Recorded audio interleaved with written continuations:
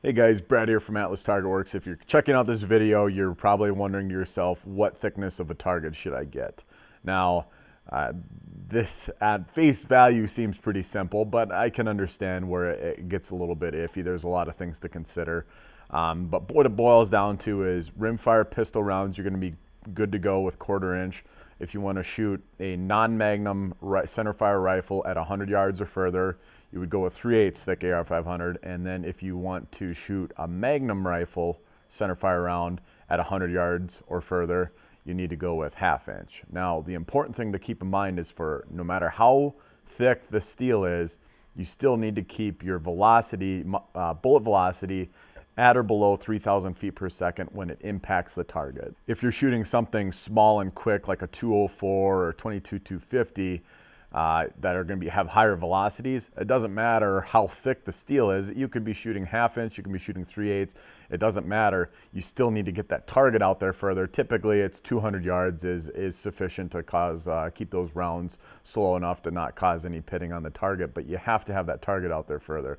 Just because it's non-magnum, you still have to abide by that kind of universal law of steel targets no matter what. Now, there are some rounds that are, you have a big magnum round that's traveling at a good clip and it's a large slug. Now, for a round like that, it can pay to move up to your 1/2 inch thick. It just handles it better. You aren't going to have any holes caused from it. You can just handle that round a lot more effectively because of the mass the target has. But when you're shooting a smaller round, you really don't want that extra thickness. The extra thickness causes the target to be heavier. So one, you got to lug the thing around. Two, it has more mass, so it's got more inertia. It just wants to stay there. So instead of giving nice and easily with a bullet, it wants to stay there, so it's going to take more damage from a small, quicker round than it would going with the lighter 3/8 thick steel, just because it can give more. It can kind of roll with the punches, so to speak. And then finally, the 3/8 thick is going to ring a lot better. So you've got that added benefit to it as well. So really, for most people, you can get by with 3/8 thick AR500 steel.